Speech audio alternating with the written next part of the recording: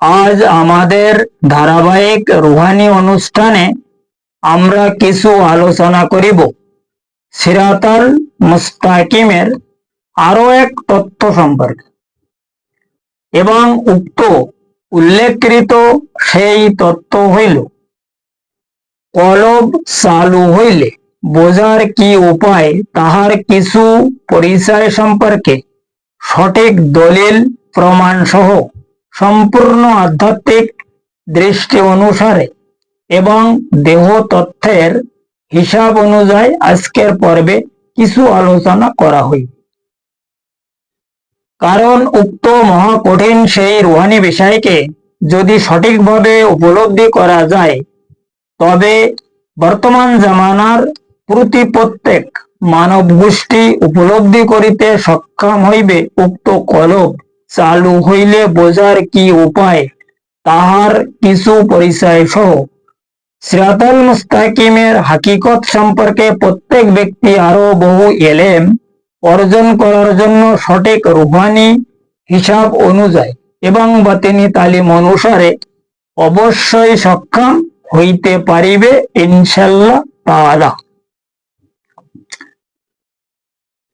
কাজে এখন উপলব্ধি করার বিষয় হইল উক্ত কলব চালু হইলে কিভাবে বোঝা যাইবে তাহার বিষয় সেই মহান আল্লাহ পাক এবং তাহার নবী পাক সালাতুস সালামের উক্ত পবিত্র ধর্মীয় সংবিধানে তাহাদের কোনো সঠিক দলিল আছে কি তাহাই আগে পরিষ্কারভাবে জানিতে হইবে এবং পরে উক্ত বিষয় প্রমাণ সম্পর্কেও আরো কিছু রুহানি আলোচনা সঠিকভাবে করা হইবে। তবে উক্ত কলব চালু হইলে বোঝার বিষয়কে প্রত্যেক ব্যক্তি উপলব্ধি করিতে অবশ্যই সক্ষম হইতে পারিবে। কারণ কোন একজন ব্যক্তি জানিতে চাইয়াছে উক্ত কলব চালু হইলে কিভাবে বোঝা যাইবে তাহার বিষয়। কাজে এখন পরিষ্কারভাবে উপলব্ধি করিতে সক্ষম হওয়া যায় যে আজকের আমাদের আলোচনার বিষয় হইল কলব চালু হইলে কিভাবে বোঝা যাইবে তাহার বিষয়। এবং কলব চালু হইলে কিভাবে বোঝা যাইবে সেই বিষয়টা আমি যে ব্যক্তি জানিতে চাইয়াছে তাহাকে পরিষ্কারভাবে জানাইয়া দিতেছি, কিন্তু চালু করার বিষয়টা হইল তার। কারণ উক্ত মহাকঠিন সেই রুহানি বিষয়কে সঠিকভাবে উপলব্ধি করার জন্য সম্পূর্ণ রুহানি হাকিকত সম্পর্কে সেই মহান আল্লাহ পাক সিরাতাল মুস্তাকিমের সঠিক প্রমাণ সহ তার রুহানি হিসাব অনুযায়ী প্রত্যেক মানব গোষ্ঠীর দেহতত্ত্বের হিসাব অনুসারে অর্থাৎ ইলমে তাসব মতে প্রত্যেক মানব দেহর বাতিনি হিসাবকে তিনি পরিষ্কারভাবে ইশারা করিয়া তাহার সেই মহা অসীম লাদুনি শক্তি হাসিল করার উক্ত মহাকঠিন অনুসন্ধানকে তিনি প্রত্যেক মানব গোষ্ঠীগুণকে সূরা রাদের 28 নম্বর আয়াতে পরিষ্কারভাবে ইরশাদ ফরমায় যে আমি ইমানদার সেই ব্যক্তিকে মানি যে ব্যক্তির জবান বন্ধ অবস্থায় তাহার দিল কিংবা কলব আমার জিকিরে ইসমে আজমে সবসময়ের জন্য মশগুল থাকে। কথা বুঝে গেছে? এবং এই ব্যাপারে এই যে দিল কিংবা কলব সেই মহান আল্লাহ পাকের জিকিরে ইসমে আজম কিভাবে করিবে সেই বিষয় হুজুর আকরাম সালাতুস সালাম তাহার সেই মহা অসীম জবান মুবারকে তিনি এক হাদিসে ইরশাদে গ্রামীণ ফরমায়া লিকুল্লি শাইন সিকালাতুল কুলুব জিকির আল্লাহ। অর্থাৎ তিনি ইরশাদ ফরমায়া দুনিয়ার প্রত্যেক বস্তুকে সাফাই করার জন্য যেমন কোন নিয়ম রয়েছে ঠিক তদ্রূপ অনুযায়ী তোমাদের সিনার বাম সাইডে যে দিল আছে এই দিলকে সাফাই করার নিয়ম হইল সেই মহান আল্লাহ পাকের জিকিরে ইসমে আজম অর্থাৎ আল্লাহু। এখন এই ছাড়া তিনি অন্য এক হাদিসে আমাদেরকে গ্রামীণ ফরমায় যে আওলাদে আদম অর্থাৎ বনি আদম গুণের সিনার বাম সাইডে এক খণ্ড গোশের টুকরা উল্টাভাবে ঝুলানো রয়েছে। ওই গোশের টুকরা যদি পবিত্র হয়ে যায়, পাক পবিত্র হয়ে যায়, তা আদম সন্তানের এই সমস্ত দেহ পবিত্র হয়ে যায়। আর যদি ওই গোশের টুকরা অপবিত্র থাকে, তা আদম সন্তানের সমস্ত দেহ অপবিত্র থাকে। এবং তিনি আরো ফরমায়া যে তোমরা ইয়াদ রাখিও উক্ত গোশের টুকরা হইল তোমাদের দিল কিংবা কলব। এছাড়া এই হাদিসের একদম লাস্টের অংশে গিয়ে তিনি আরো ফরমায়া যে উক্ত দিল কিংবা কলবের উপরে সেই মহান আল্লাহ পাকের তরফ হইতে তোমাদের ভালো মন্দ ভবিষ্যতের জন্য বিভিন্ন প্রকারের খবর আদি তিনি এলহাম, এলকা, ফরসাদ, খাতিরে হক ইত্যাদি বাশারাতের মাধ্যমে অবতীর্ণ করেন।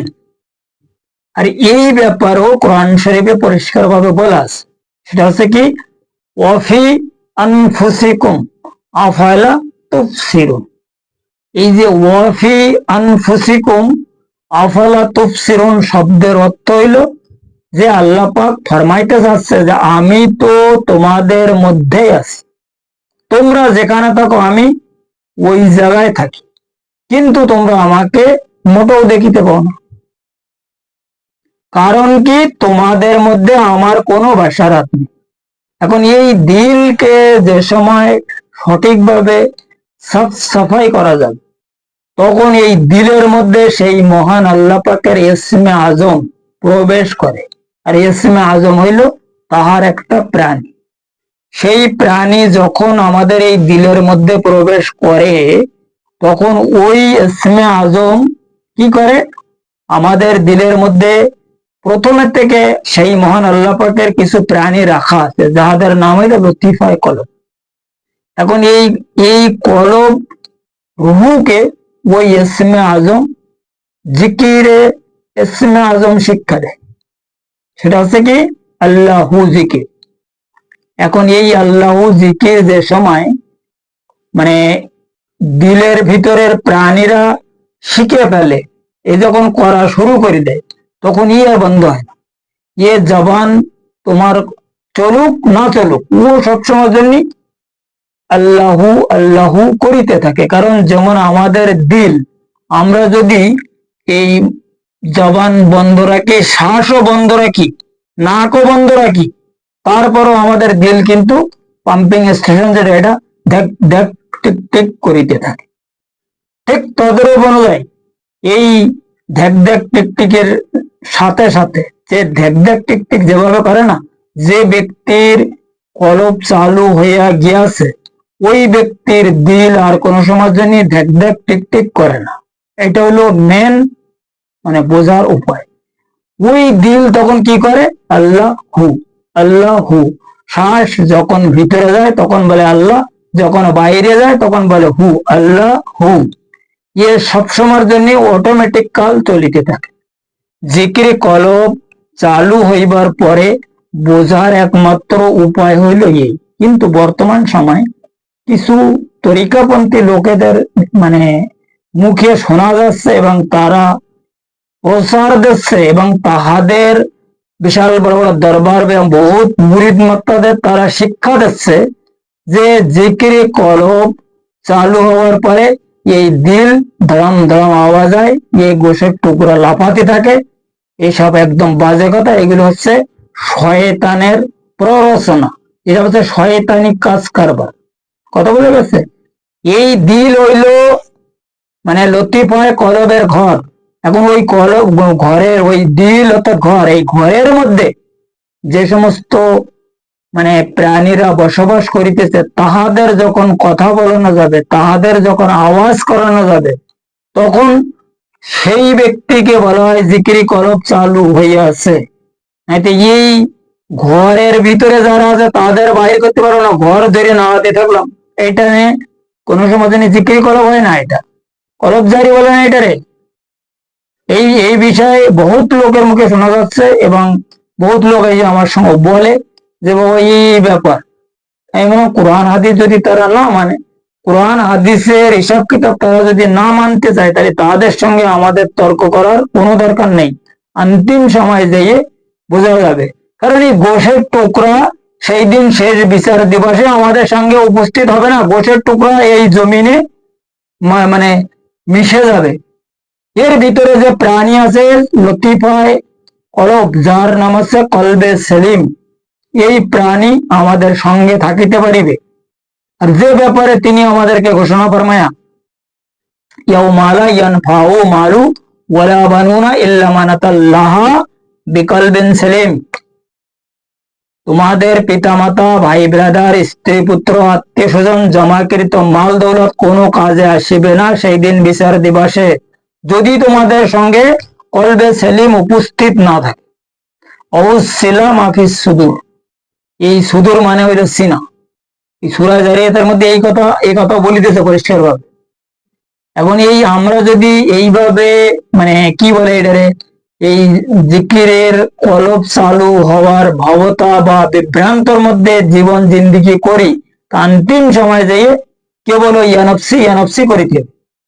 কারণ ভালোভাবে ইয়াদ করো, ওই যে আরবিদের সম্পর্কে কোরআন শরীফে পরিষ্কার ভাবে লেখা আছে কি, যে তোমরা তাহারা এখনে মানে ইমানদার হইতে সক্ষম নয়। মমিন তো বহুত দূরের কথা, তারা মমিন হিসেবে দাবি করত, তারা বলতো আমরাও মমিন হয়ে গেছি। হুজুর পাক পরিষ্কার ভাবে তাদের ফরমায়া, আল্লাহ পাকের তরফ থেকে ফরমান আয়া, আর এই ফরমান হুজুর পাক খোদ ফরমাই দিয়া যে তোমরা এইভাবে কারোর সঙ্গে বলো না যে তোমরা এখন ইমানদার হতে সক্ষম নয়। তোমরা তো কেবল মুসলমানের আনুগত্য স্বীকার করিয়াছ, তোমরা সেই সময় ইমানদার হবা যখন তোমাদের মধ্যে ইমান প্রবেশ করানো হবে। যদি তোমরা সেই মহান আল্লাহ পাক এবং তার নবী পাক সাল্লাল্লাহু সাল্লামের সঠিক পায়রাবি করিতে সক্ষম হও, তখন তিনি তোমাদের মধ্যে ইমান প্রবেশ করাইবে। যখন তোমাদের মধ্যে ইমান প্রবেশ করিবে, তখন তোমরা ইমানদার হিসাবে দাবি করিতে সক্ষম হও। লা তাকরাবুস সালাতা ওয়া আনতুম সুকারা, এদেরকে বলা হয় ইমানদার। যাদের দিলের মধ্যে ইমান প্রবেশ হয়ে গেছে, যাহাদের দিলের উপরে ইসমে আজম খোদাই করে আল্লাহ লিখি দিয়েছে, তাহারা হইল অরিজিনাল ইমানদার। এই ব্যাপারে কোরআন শরীফ পরিষ্কার বলা আছে, লা তাকরাবুস সালাতা ওয়া আনতুম সুকারা। কথা বোঝা গেছে? আর তখন তাহাদের ইমান স্থির হয়ে যায়, যে কারণে হুজুর পাক পরিষ্কার ভাবে ফরমায়া, আল ইমান বাইনাল খব ওয়ার রেজা, ইমান এমন এক বস্তু যা ভয় এবং ভরসার মাঝখানে টলমল টলমল টকবক টকবক করিতেছে। ইধারে যাই না উধারে যাই, ইয়ে করি না তা করি। আমরা একটা বিরাট প্রবলেমের মধ্যে আছি এই ইমান সম্পর্কে। কারণ আমাদের পাতানি কেটা কি বলতেছে আর কেটা কি মানে শোনাচ্ছে। বর্তমান সমাজের মধ্যে 3-13 ফেরকা, এবং এই 3-13 ফেরকার মধ্যে আমরা সবাই টাল খাচ্ছি। আর এই টালের ব্যাপারটা আমরা যে এখন যে আমরা জর্জরিত আছি ধর্ম সম্পর্কে, দিন সম্পর্কে, সিরাতাল মুস্তাকিমের রাস্তা সম্পর্কে, এই বিষয়টা এখান থেকে 1446 বছর আগে সরকারে দু আলম আমাদেরকে ফরমায়া গেছে, আল ইমান বাইনাল খব ওয়ার রেজা। ইমানকে যে ব্যক্তি স্থির করিতে সক্ষম হয়েছে, সেই ব্যক্তি কেবল ইমানদার হিসাবে দাবি করিতে সক্ষম হইবে। আর ইমান ওই ব্যক্তি স্থির করিতে সক্ষম হয়েছে যে ব্যক্তি তাহার দিলকে সাফাই করিয়া, দিল কিংবা কলবকে তিনি কথা বলাইতে শিখিয়াছে। কথা বলে গেছে, তার ইমান স্থির হয়ে গেছে। সে আর কোনো সময় জানি এধারে ওধারে টাও খাবে না। সে যাই শয়তান তার যতই ধোঁকা দেখ না কেন, সে কোনো সময়ের জন্য শয়তানের ধোঁকার মধ্যে যাওয়ার কোন রকমের যুক্তি আসে না। কারণ আমাদের শয়তানের যে ধোঁকা, সেই ধোঁকার বিষয়ে আমাদের মধ্যে শয়তান কিছু তাহার খলিফাদের সেট করিয়া রাখি। আর যাহারা হইল এই তাহারাও চারজন। তারা হচ্ছে কি নফসে আম্মারা, নফসে লাবামা, নফসে মুলহিমা, নফসে মুতমাইনা। এই এর এন্ট্রি গ্রুপ হিসাবে সেই মহান বারে এলাহি লতিফায় কলবের মধ্যে চারজন বাতিনি ফেরেস্তা তিনি মানে গোষ্ঠী ফরমায়। এখন এই ফেরেস্তা হইল নুরানি শক্তি, আর এই যে লতিফায় নফস হইল নারী শক্তি। ইয়ে হচ্ছে জাতে জিন আর ও হচ্ছে জাতে ফেরেস্তা। এখন এই যে লতিফায় নফস আর লতিফায় কলবের একটা বিশাল আকারের যে কন্ট্রাডিকশন, এটা যদি কেউ কাটায় উঠতে পারে, এই কম্পিটিশন যখন শেষ করা যাবে তখন যে কলব চালু হবে। যখন কলব চালু হয়ে যাবে তখন এখান থেকে জবান বন্ধ অবস্থায় পরিষ্কার ভাবে আওয়াজ আসবে, যে কোনো ব্যক্তি তখন বুঝিতে সক্ষম হইবে যে আমার কলব চালু হয়ে গেছে। এই বিষয়টা এইভাবে মানে জানা বোঝার মাধ্যমে কোনো কাজ হবে না, কর্ম করতে হবে, কাজে কাজে, ছাড়তে ছুটতে বান আর গাতে গাতে গান। যদি কেউ মানে প্রথম দিন স্টেজে দিয়ে গান গাওয়া শুরু করে, তো ওই দিন তাকে সে বহুত বড় বয়াতি হতে পারে না বা গান গাওয়া হতে পারে না। ধীরে ধীরে ধীরে ধীরে সে এইসব বিষয়গুলো গানের সমস্ত আর্ট গুলো শিখে ফেলে। যখন ফেমাস হয়ে যায় তখন তার নাম এসে যায় কি উমুক বয়াতি, উমুক গান গানেওয়ালা, উমুক তমুক ইত্যাদি। ঠিক আমাদের এই মা বোনরা আমরা দেখেছি মাটি দিয়ে একটা মানে মানে বান না কি বলে এটারে বানায় গ্রামে, আমরা ছোটবেলা দেখেছি। এটা মাটিতে প্রথমে বানাতে একসময় বানায় না, এটা অনেকদিন লাগে। এটা কাটতে কুটতে ছাড়তে ছুটতে তারপরে সুন্দর একটা মানে চুলা তৈরি হয়ে যায়, যে চুলায় অনেক কিছু রান্না বান্না করা যায়। ঠিক তদরূপ অনুযায়ী যদি আমাদের এই কলবকে পরিষ্কার ভাবে সাফ সুতর করিয়া এর মধ্যে ইসমে আজম প্রবেশ করানো যায়, যে কারণে তিনি ফরমায়া ইসমে আল্লাহ শাইয়ান তাহের লা ইস্তাকার ইল্লা বিমাকানিত তাহের। যখন তোমাদের দিল সাফ সুতর হয়ে যাবে তখন সেই মহান আল্লাহ পাকের ইসমে আজম ওই দিলের মধ্যে প্রবেশ করে। আর ওই দিলের মধ্যে যখন ইসমে আজম প্রবেশ করবে তখন ও কলব আপনা জিকির করা শুরু করবে। কিন্তু এখানে একটা বিরাট সমস্যা আছে, সেটা হচ্ছে কি এই জিকিরে কলব চালু করার জন্য আমাদের একজন সুশিক্ষিত কামেল মুর্শিদের দরকার। কারণ কি আমাদের সিনার ওপরে 1,80,000 শয়তানি পর্দা আছে, যে পর্দা সম্পর্কে আসলে আমরা 99% ব্যক্তি কোনো খোঁজ খবর রাখি।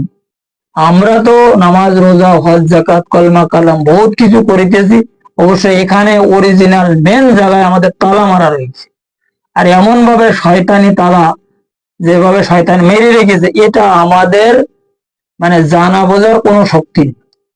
আমরা তো কেউ পাতানি মুহাদ্দিস মুফাসসির স্কলারশিপ বড় বড় কারি হাফেজ মাওলানা কত কিছু সাইজে বড় লেকচার দিচ্ছি, বহুত নামাজি হয়ে গেছি, লোকের নামাজ পড়ার দাওয়াত দিচ্ছি, আর সব সময় নিয়ে নামাজ রোজা হজ জাকাত কলমা কালাম জিকির আজগার সম্পর্কে আমরা খুব মানে ফতোয়া নসিহত দিয়ে যাচ্ছি। কিন্তু আসলে আমাদের ব্যক্তিগত যে মেন বিষয়টা, যে আমাদের গন্তব্যস্থল, সেই জায়গায় যে কি অবস্থা এই ব্যাপারে আমাদের খোঁজ খবর, তাই না? আমরা তো কেবল আমরা তো ইসলাম ধর্মের মানুষ। আমার বাপ মুসলমান ছিল, আমার দাদাও মুসলমান ছিল, আমি ওই ঘরে জন্মগ্রহণ করিয়াছি, আমিও মুসলমান। এরপরে আমার মা বাপ আমাকে মাদ্রাসায় পড়াইছে, কি জন্য? কোন রকমের আয় উপার্জন করে খাতে পারে, ওরা নসিহত করে, মসজিদে ইমামতি করি, ইয়ে করি, তা করি, ও করি। অনেকে জেনারেল লাইন পড়াচ্ছে, তারা চাকরি বাকরি করে কোন রকম তার ভবিষ্যৎ বানাই নেবে। আর যারা মাদ্রাসায় পড়তেছে তাদেরও এই অবস্থা। কিন্তু তারা মাদ্রাসার থেকে একজন পুরো আলমে সাররার বহুত বড় স্কলারশিপ তৈরি হয়ে বাইরে বেরিয়ে প্রত্যেকটা মানুষের বিভিন্ন কায়দায় বিভ্রান্ত করা শুরু করে দিয়েছে। এটাকে বলা হয় আলমে সাররার। এই যে আলেমেদের, এই আলেম সম্পর্কে হুজুর পাক পরিষ্কার ভাবে ফরমায়া ইত্তাকু আলেমুল জাহেল আলেমুল লিসান ও জাহিলুল কলব। এদের কলব তো একদম বন্ধ অবস্থায় পড়ে রয়েছে, এরা যে কি নামাজ পড়তেছে, কি রোজা রাখতেছে, কি হজ করতেছে, কি জাকাত দিচ্ছে, এরা নিজেরাই জানে না, ওরা অন্য লোকের এরা খুব ফতোয়া দিয়ে যাচ্ছে। দ্বিতীয় কথা হইলো, এই যিনি এই বিষয়টা জানিতে চাইছে এই ব্যক্তি কে তা আমি জানিনি, এবং আমি মানে কি বলে এটারে কমেন্ট বক্সে তার কোনো অ্যাড্রেস ঠিকানা পাইনি। এর অনেক আগে আমি বলেছি যে যারা আমার কমেন্ট বক্সে কোনো কিছু জানার জন্য লিখিবা, তাহারা কমসে কম নাম আর অ্যাড্রেস দেবা, তখন আমি একটা পরিষ্কার সুস্থভাবে তাদেরকে বুঝাই দেবো। কারণ আমার এই সিরাতুল মুস্তাকিম টিভি অনুষ্ঠানের যে আলোচনা, কি আমি সাবজেক্ট বাই সাবজেক্ট একটা আলোচনা করিতেছি মানব গোষ্ঠীর মুক্তির বিষয়, সিরাতুল মুস্তাকিমের অরিজিনাল সাবজেক্ট সম্পর্কে। কারণ অরিজিনাল যে সিরাতুল মুস্তাকিম কি, এটা তো আমি এই রাস্তায় ঢোকার পরে, আমি যখন বায়াত গ্রহণ হইয়াছি, তার মোটে না হলেও মানে 20 থেকে 22 বছর পরে আমি নিজে জানলাম যে এটা হচ্ছে অরিজিনাল সিরাতুল মুস্তাকিম। কিন্তু এর আগে তো আমি বিশাল কিছু দাবি করতাম, আমি সিরাতুল মুস্তাকিমের রাস্তা আছে, নবীর তরিকা করিতেছি, নবীর করিতেছি, আমি বিশাল বড় আলে বায়াত প্রাপ্ত। কিন্তু যখন আমাকে এই জিকিরি কলব সম্পর্কে পরিষ্কার ভাবে আমি তালিম পেলাম বাতিলি ভাবে, এরপরে আমি তখন বুঝলাম যে অরিজিনাল সিরাতুল মুস্তাকিমের রাস্তায় অর্থাৎ হুজুর পাকের তরিকায় আমি আজকে সামিল হয়েছি। এখন আমি এই রাস্তার মধ্যে ঢুকলাম, কিন্তু এই রাস্তা তো অনেক লম্বা, এই রাস্তা কোই ছোট মোটো রাস্তা না, এই রাস্তা হচ্ছে এই 7 আসমান ভেদ করার রাস্তা। এই আলমে নাসুদ থেকে আলমে মালাকুত, আলমে মালাকুত থেকে আনকাবুত, আনকাবুত থেকে জবরুত, এখন জবরুতে ওখানে বাইতুল মামুর আছে, সিদরাতুল মুনতাহা আছে, অনেক সমস্যা আছে যেগুলো অতিক্রম করার পরে তা এরপরে যেতে হবে আলমে লাহুত, আলমে লাহুতের পরে আলমে ওয়াহাদিয়াত, এরপরে হচ্ছে আলমে আহাদিয়াত। যখন আহাদিয়াত পর্যন্ত কোনো ব্যক্তি উপস্থিত হতে পারে, তখন তার সিরাতুল মুস্তাকিমের রাস্তা শেষ হয়ে গেছে। সিরাতুল মুস্তাকিমের রাস্তা ওই সময় শেষ হবে যখন ওই সেই ব্যক্তির উপরে আল্লাহ পাকের তাজাল্লি পড়া শুরু হবে। যখন কোনো ব্যক্তি আলমে আহাদিয়াত পর্যন্ত উপস্থিত হয়ে সেই মহান আল্লাহ পাকের দিদারে ইলাহি হাসিল করিতে পারে, সেই দিন থেকে, যেদিন উনি উপস্থিত হয় ওই দিন থেকে আল্লাহ পাক তাহার উপরে 360 তাজাল্লি ডেলি মানে নিক্ষেপ করে। আর এই তাজাল্লি যখন পড়া শুরু হয়ে যায়, আল্লাহ পাকের যে তাজাল্লি, আমাদের সিরাতুল মুস্তাকিমের যে রাস্তা তৈরি হয়, আমাদের জিকির আজগার বিভিন্ন মানে প্রকারের ইসমে আজমের সাহায্যে আমরা যে রাস্তা বানাই, তাহার তাজাল্লি যখন পড়ে রাস্তা জ্বলে যায়, রাস্তার আর কোনো অস্তিত্ব থাকে না, কারণ তাহার তো অসীম তাজাল্লি না। আর সিরাতুল মুস্তাকিম তো সেপাতি নূর, আর উনি হচ্ছে জাতি নূর। ওখান থেকে যখন এই সেপাতি নূরের উপরে জাতি নূরের তাজাল্লি পড়ে, তখন রাস্তাটা সব তসনা ছিল। এখন এইটা কি হয়, হাবলিল্লাহ হয়ে যায়, তখন হাবলিল্লাহ। যে কারণে মাওলায় কায়নাতকে সাহাবায়ে কেরাম মানে প্রশ্ন ফরমায়া যে ইয়া মাওলা সিরাতুল মুস্তাকিম কি, তো উনি মানে শর্টে একদম জবাব দিতে যে সিরাতুল মুস্তাকিম আমি। কারণ কি, ওনার সিরাতুল মুস্তাকিমের যে রাস্তা, এটা চলে গেছে হাবলিল্লাহ আর ওই নূরের মানে জালোয়, উনি খোদ হয়ে গেছে সিরাতুল মুস্তাকিম। এখন সাহাবায়ে কেরাম পাল্টা জিজ্ঞাসা করি যে মাওলা তাহলে সিরাতুল মুস্তাকিম আপনি, তাহলে হাবলিল্লাহ কি? উনি বললো যে হাবলিল্লাহ আমি। কারণ উনি দেখলো এদের মধ্যে তো সেই ধরনের কোনো এলেম নেই, এরা তো কেবল ইমানদার মানুষ, এরা মুমিন সম্পর্কে কোনো খোঁজখবর রাখেন। এখন আমি যদি এদেরকে বুঝাই তো এটাও তারা বুঝবে না, তাই তিনি শর্টে বলল যে সিরাতুল মুস্তাকিমও আমি, হাবলিল্লাহ আমি। এখন ওই যারা মানে তাহার চানেওয়ালা, আর চানেওয়ালা মানে হইলো শেয়া, তো ওই শেয়ারা তখন আলী আলী করা শুরু করতে হবে। তখন থেকে ইয়া আলী, হক আলী, হজরত আলী, এই আলী মানে শুরু হয়ে গেছে এখান থেকে। এটা হইলো তাহাদের বিষয়। কিন্তু এই যে সিরাতুল মুস্তাকিমের রাস্তা আমাদের মানে মানে প্রত্যেকের মধ্যে রয়েছে, এই রাস্তা এখান থেকে বাইর করতে, যখন এই রাস্তা এখান থেকে বাহির করা যাবে, তখনই আমরা এই রাস্তা তৈরি করতে পারি। আর এই রাস্তা সম্পর্কে কোরআন শরীফে রফায় রফায় বলা আছে, এবং শর্টে তো এক জায়গায় বলে দিয়েছে উনি, আজ করুনি আজ করুকুম বাস করুলি ওরা তাকফুরু, তোমরা আমাকে স্মরণ করো, আমিও তোমাদের স্মরণ করিব। উভয় স্মরণের মাধ্যমে তোমাদের সঙ্গে আমার সম্পর্ক স্থাপিত হইবে, এবং যে সম্পর্কের মাধ্যমে তোমরা আমার নৈকট্য প্রাপ্ত হইতে সক্ষম হইবে। আর উক্ত নৈকট্য অবস্থায় তোমাদের সঙ্গে আমার দোস্তি কায়েম হয়ে যাবে। যখন দোস্তি কায়েম হয়ে যাবে, তখন তাহার দিদারে ইলাহি নসিব হবে। এখন এই পর্যন্ত পৌঁছবার জন্য সর্বপ্রথম কাজ হইল হুজুর আকরাম সালামের কদমাইন শরীফের যে ধুল মোবারক ও চোখে লাগাইতে, চোখে ছর্মা বানাতে হবে। যখন ওনার কদমাইন শরীফের ধুল মোবারক আমাদের চোখের ছর্মা হয়ে যাবে, তখন আমাদের এই চোখের যত জাল আছে সব কেটে যাবে। জাল কাটার পরে তখন আল্লাহ বেপরদা হয়ে যাবে। কথা বোঝা গেছে? এখানে বিষয় হইলে এইটা, এই যে দিদারে এলাহিকৃত যে এলেন, ইয়ে হচ্ছে তাহার স্পেশাল এলেন। তিনি যাহাকে প্রদান ফরমাইবে সেই ছাড়া ওই পর্যন্ত পৌঁছবার কারোর ক্ষমতা, এটা হচ্ছে তার ব্যক্তিগত সম্পদ। এই এলেম আর কোনো পয়গম্বর পাইনি, না কোনো কেউ পাইয়াছে, না কোনো পয়গম্বরদের, কোনো নবীদের, কোনো রাসূলদের উম্মতেরা এই রাস্তা অতিক্রম করিতে পারিয়াছে। হুজুর পাকের স্পেশাল যে পাওয়ার, এই পাওয়ারের তিনি তাহার উম্মতদের কমসে কম মোটে না হলেও কোটি খানিকের মতো লোক ওই আল্লাহ পর্যন্ত পৌঁছে গেছে তাহার অনুগ্রহ মোবারক। কথা বুঝে গেছে? এখন যাহাদেরকে আমরা ওলি আল্লাহ বলি, আমায় ইউদলিল ফালান তাজিদালা ওলিয়াম মুর্শিদা, এদেরকে বলা হয়। আর এদের সম্পর্কে আল্লাহ পরিষ্কার কোরআন শরীফে পরিষ্কার বলা যে তার হচ্ছে আমার দোষ। আলা ইন্না আউলিয়া, এই যে সূরা ইউনূসের 62 নম্বর আয়াতে, এই তো সবাই জানে। এই আয়াতের একমাত্র মর্তব্য হইল যে তাহাদের কোন রকমের ভয় নেই। আলা আলা, এই আয়াতের প্রথমে বলা হয়েছে আলা। আলা মানে সে উচ্চ এলেমদারি। এখন এই যে বিষয় সিরাতাল মুস্তাকিমের মেন বিষয় হইল এই আমাদের দিল থেকে। আর দিল যে সময় চালু হয়ে যাবে, কলব যে সময় জারি হয়ে যাবে, তবু আপনার সবার মধ্যে প্রকাশ হয়ে যাবে। কারণ কি দেখো, এই যে আমরা ডিম খাই না, ডিম, এই ডিমের ওপরে যেমন 3টে পর্দা রয়েছে, এটাকে ডিমের ভিজা বলা হয়। আর ঠিক তদরূপ অনুযায়ী আমাদের এই সিনার ওপরে 1,80,000 পর্দা আছে, এটাকে আলমে নাসুতি পর্দা বলে। এটা হলো ডিমেরটা হলো ভিজা ভিজা, এটা হচ্ছে ভিজায় নাসুতি বলে।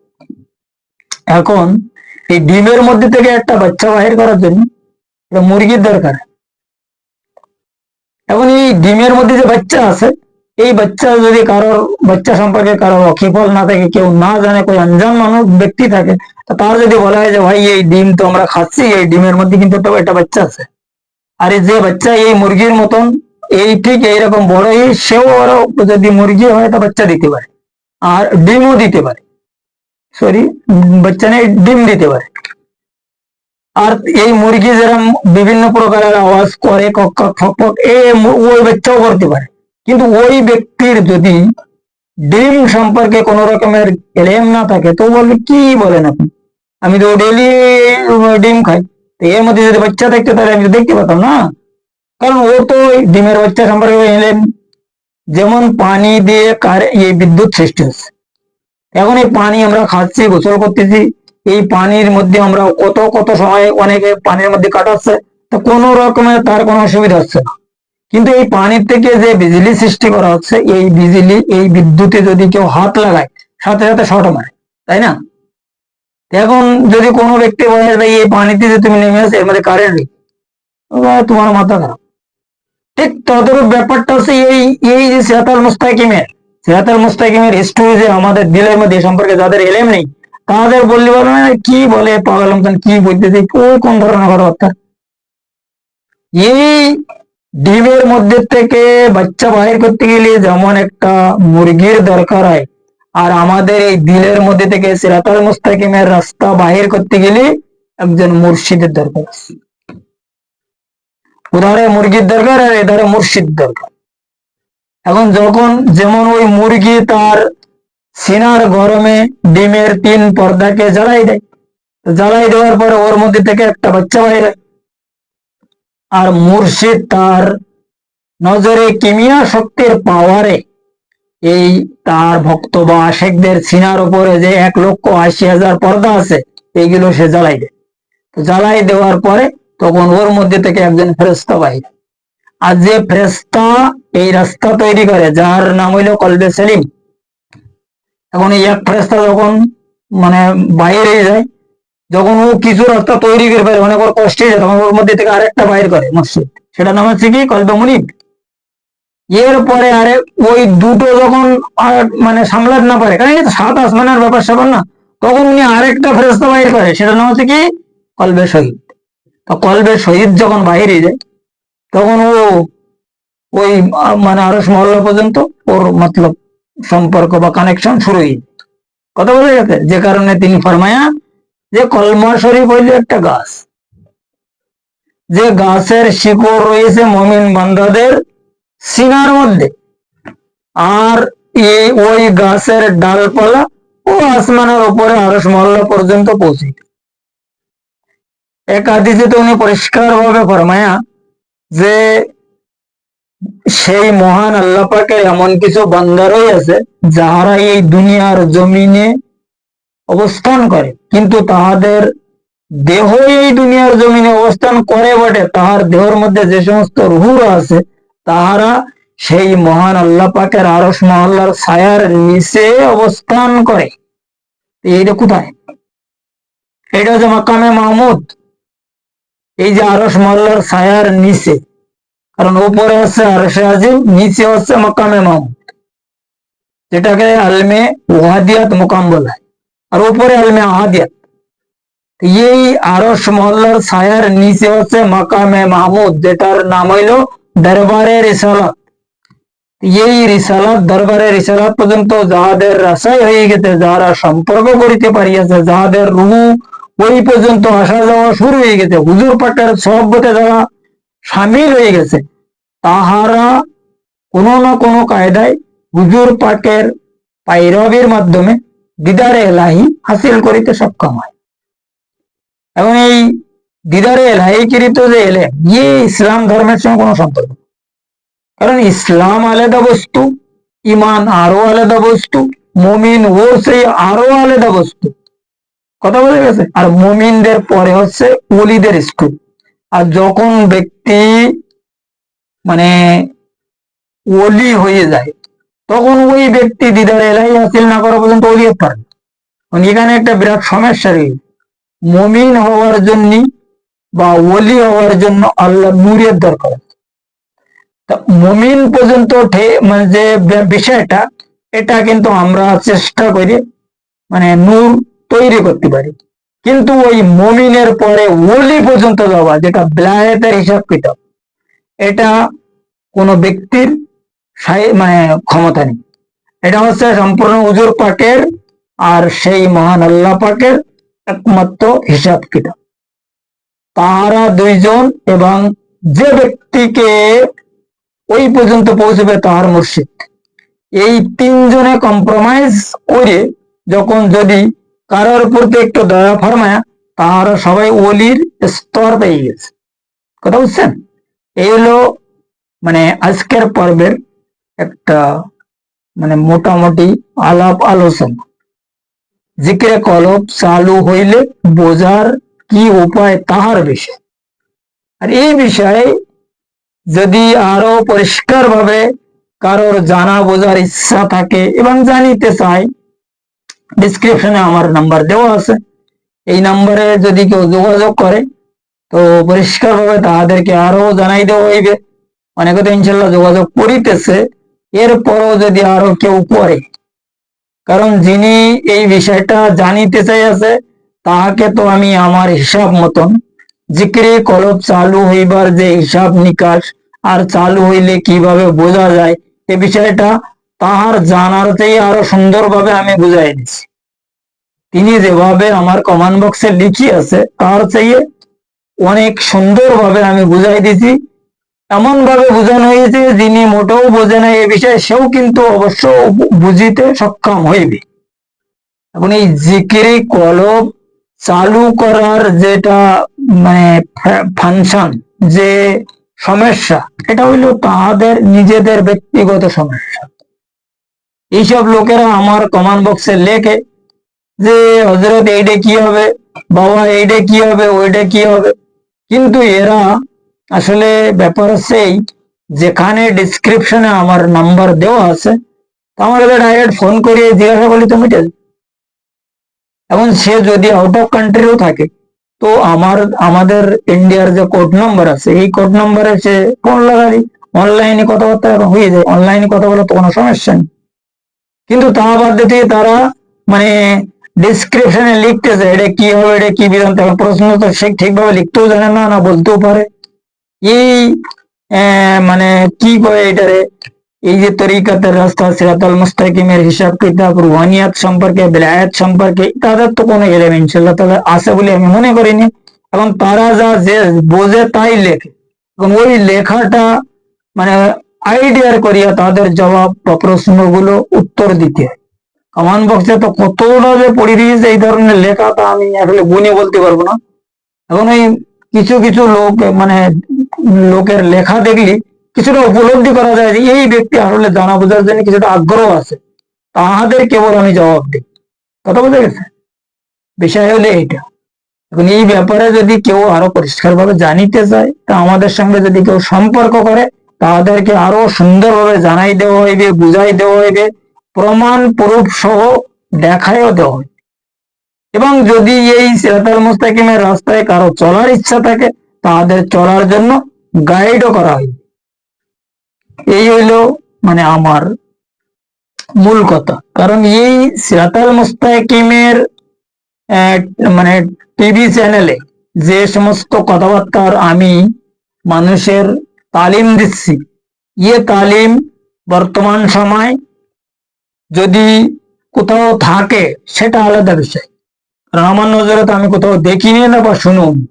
আর যারা আমার এই তালিম শুনিতেছে, যারা আমাকে মানে বা আমার সিরাতাল মুস্তাকিম টিভি দেখে, তাহারাও উপলব্ধি করিলে এটা তাহাদের মধ্যে একটা বুঝ আসিবে যে আসলে কোন আলোচনা।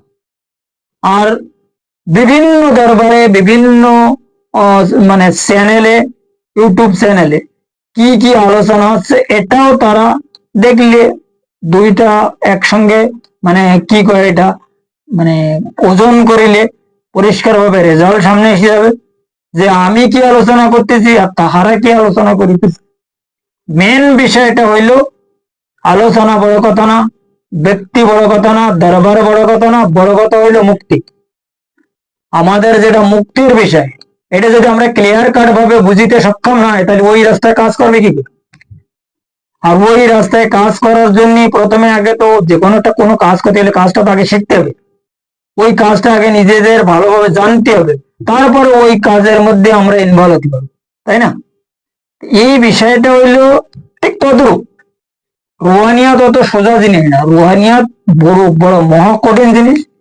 আমি এখানে যে তালিম দিচ্ছি এখানে কোনো জাহিরি তালিম না, এই আছে সম্পূর্ণ বাতিনি তালিম। এই তালিম সম্পর্কে জাহিরি দলিলের মধ্যে সবার সঙ্গে মিলানো আছে। কথা বোঝা গেছে?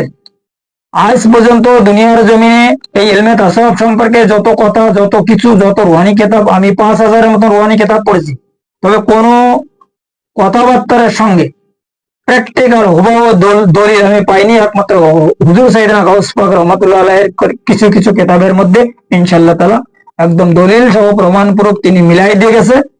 তারপরে ওনার কিতাবগুলো এখন উনি তো আরবি ভাষায় রাইটিং করে গেছে, এই কিতাবগুলো যারা ট্রান্সলেট করতে, যারা মানে তাফসীর করতেছে, তারা তাদের নিজেদের ব্যক্তিগত দিমাগ অনুযায়ী, ব্যক্তিগত হিসাব অনুযায়ী এমন এমন ভাবে লিখেছে যা বোঝা বড় মুশকিলজনক ব্যাপার।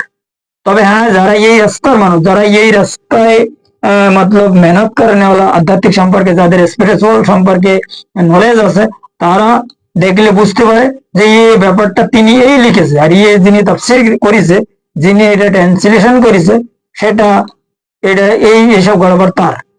কারণ যারা এই রাস্তার মানুষ তারাই বুঝতে পারবে না, অন্য লোকে বুঝতে পারবে না। কথা বোঝা গেছে? যাই হোক, আজকের আলোচনা এই পর্যন্ত রাখা হইল। আগামী পর্বে সিরাতাল মুস্তাকিমের আরো অন্যান্য বিষয় কিছু রুহানি আলোচনা সম্পূর্ণ আধ্যাত্মিক দৃষ্টি অনুসারে মানব মুক্তির প্রমাণ সহ করার জন্য চেষ্টা করা হইবে ইনশাআল্লাহ তাআলা, যদি আমার সেই মহান মুর্শিদ মাওলা তাহার নিজ গুণে তিনি আমার প্রতি দয়া ফরমায়।